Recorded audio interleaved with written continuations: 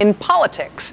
The concept of low-hanging fruit is something that ought to be politically attainable even if nothing else can be done, right? Something that we probably all can agree on, even if we agree on nothing else about some particular policy. So on what is supposedly the most intractable political issue of our time, on the issue of guns in America, the lowest of the low-hanging fruit has probably been this. It's not even a law, it's just a thing.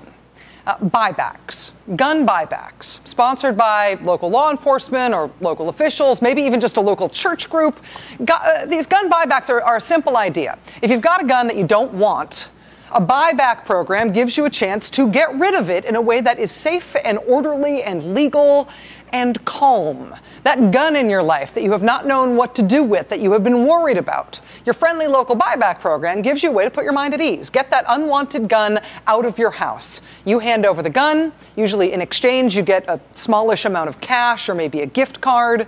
But the larger attraction here really is that the gun gets taken off your hands and safely destroyed. In political terms, buybacks are attractive because they're not a new law. They're not a new regulation. There's no coercion involved. They're not even really an attempt at persuasion. It's just offering people a resource to rid themselves of guns they don't want without risk in a safe, orderly way. It's a totally voluntary thing. Since the mass shooting in Newtown, Connecticut a month ago, buyback programs in cities like Camden, New Jersey, and Los Angeles have broken records. No questions asked. All of these guns are just taken off the streets. Well, yesterday in Tucson, Arizona, on the second anniversary of the mass shooting there that nearly killed Congresswoman Gabby Giffords and did kill 6 other people, the city police department in Tucson held a gun buyback. It was organized actually at the request of a Republican Tucson city councilman. Hundreds of people lined up in Tucson. People lined up with their guns to take part in this program. Using private funds from private donors, the buyback yesterday let people in Tucson turn in their unwanted guns. In return, they would get a $50 gift card for groceries. So they got money for groceries. Law enforcement got those guns off of people's hands. They plan to safely destroy them, taking them out of commission, taking them out of circulation. This event, again, was organized by a Republican member of the local city council. Now, no matter how contested the overall issue of guns and gun policy is in this country, this is the definition of low-hanging fruit, right? A totally voluntary thing. I mean, who could be opposed to this? The NRA is opposed to this. The NRA is wildly opposed to this.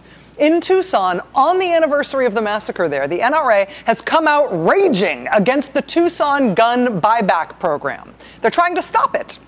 An NRA board member is threatening that the NRA will sue to stop Tucson from destroying the guns that people handed over. The NRA is insisting that those guns, regardless of what their owners wanted done with them, those guns must be sold to the highest bidder and put back into circulation. The NRA says the state must not destroy those weapons that people handed over specifically so those weapons could be destroyed. Instead, the NRA says the state has to sell them on, keep them in circulation, and thereby become a gun dealer itself. When your response to the political cliche of low-hanging fruit is something so cartoonishly insensitive, so cartoonishly villainous, you then bring upon us a second political cliche. You have jumped the shark. Blocking voluntary efforts by people to get rid of their own guns because they want to voluntarily, that is an exercise in shark jumping. This is the sort of thing that might make sense internally to the NRA when they talk amongst themselves about this issue, but to the rest of the country where people are really not picking a fight, but instead just looking for problem-solving, non-confrontational ways to help each other out, trying to block the voluntary Tucson gun buyback program does not make sense. The whole reason gun policy is supposed to be seen as so intractable, so unreformable, so politically untouchable in modern America is that the National Rifle Association has created a mystique about themselves, a mystique about their own power that is supposed to caution anyone who might want to reform gun laws that it just cannot be done. No matter who we are, no matter where we live, no matter how or why we might want to reform our gun laws, no matter what happens in the country to make us think about these things, we are supposed to be so intimidated by the raw power of the NRA that we cannot even take a first step toward reform. We cannot even really seriously talk about reform, let alone ever expect anything to pass. The NRA has created this mystique about themselves. They expect us to be enthralled by that mystique. The Beltway press is enthralled by that mystique. But empirically speaking, that mystique is kind of hard to justify. You know how the Sunlight Foundation added up political spending in this past election to see who got the most bang for their buck in their political spending? It was really bad on the right. Right? The Republican Party's House Campaign Committee spent almost $65 million, but only 32% of what they spent went to campaigns in which their candidate was successful. So 2-to-1, their money was spent on losing. It was worse for the Republican Party's Senate campaign. For their investment of $32 million, only 24% paid off in terms of races that went the way they wanted to. 3-to-1, their money was spent losing. FreedomWorks was about the same. Only 24% of their $20 million actually bought the result that it was spent on. And the Chamber of Commerce, which is supposed to be such an impressive and unassailable campaign cash juggernaut, the Chamber of Commerce spent $32 million, but less than 7% of what they spent went to winning candidates they wanted to win or against losing candidates that they wanted to lose. Less than 7%. They were 93% ineffective in what they spent. Even worse than that was Karl Rove's American Crossroads, which was like the conservative politics marquee humiliation this year. Under Karl Rove's visionary Svengali leadership, Crossroads spending was profoundly ineffective this year. They spent over $100 million in the last election, and 0 of the candidates they wanted to win actually won. 0. Of all the candidates they spent money against, candidates who they wanted to defeat, only 2 of those candidates nationwide actually did lose, which means that Karl Rove's group, Crossroads, had a less than 2% success rate in their spending. More than 98% of the money that they spent did not work. It's not very intimidating, right? I mean, think about it. If past is prologue, then in planning for the next election, if you're a political candidate, you'd be very well off hoping for a Karl Rove spending campaign against you. It would do wonders for your odds, because 98% of the money that he spent in the last election went the way he didn't want it to go, was wasted. But even Karl Rove's massively ineffectual spending on the last campaign looks positively impressive, positively robust, compared to the right-wing group that did worst of all. You think these other groups sucked? Check out the NRA. Whoop.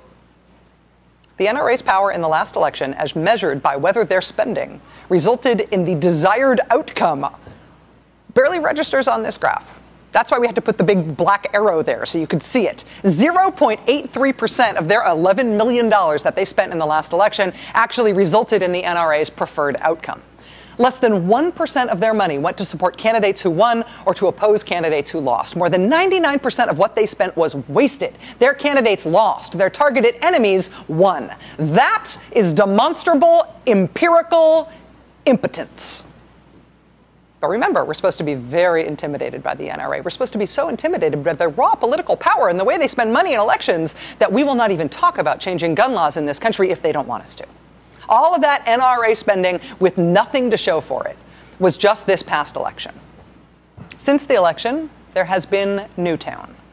And the way they have responded to Newtown has been widely derided, even by the political right, as just nuts, as ridiculous.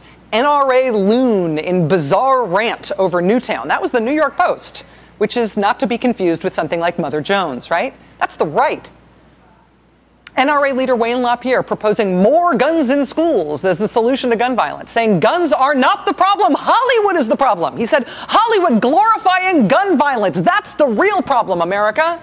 And at the same time that Wayne LaPierre was blaming Hollywood glorifying gun violence for violence in this country, the National Rifle Association at its headquarters at its National Firearms Museum was re-upping its exhibit to show how much the NRA loves Hollywood guns. This is the kind of behavior that might pass muster for some sort of club that exists simply to comfort and entertain its own members in private. This is not the behavior of a political group that expects to be taken seriously in politics, that expects to be seen as an important and influential actor on serious issues. I mean, your behavior, especially when all eyes are on you, on your supposed area of expertise, it really can lead you outside the realm of relevance. you really can decide to put your lead character in a leather jacket and shorts on water skis jumping over a shark. When you do that, you are amazing as spectacle, and you are one of the great American political cliches of the modern era. But you are not to be taken seriously anymore when the adults are talking. And so the NRA, which wants to be feared and respected, is not respected and should no longer be feared. At a time when the nation is talking about the issue of guns, the NRA is a thing, but it's not the thing. The NRA will have a seat tomorrow when Vice President Joe Biden hosts another wide-ranging meeting soliciting broad-based policy ideas about how to prevent the kind of mass violence that we saw at Newtown last month. The NRA is going to have a seat, but there's going to be a lot of other people who have seats too. Today, Vice President Biden and Attorney General Eric Holder met with victims of gun violence and with anti-violence organizers. Last night, the House Democratic congressman who's been charged by Nancy Pelosi with soliciting ideas and proposals for reform, Congressman Mike Thompson, who himself is a wounded Vietnam veteran and a gun owner and a hunter. Mike Thompson held a very well-attended civil and constructive town hall in his district in California. He's holding another town hall meeting tonight, and he's holding another one the day after that. Today, New York Governor Andrew Cuomo, in his State of the State address, proposed several new gun-related reforms that he intends to pursue, including a ban on high-capacity magazines. We are proposing today common sense measures. And I say to you, forget the extremists. It's simple. No one hunts with an assault rifle. No one needs 10 bullets to kill a deer.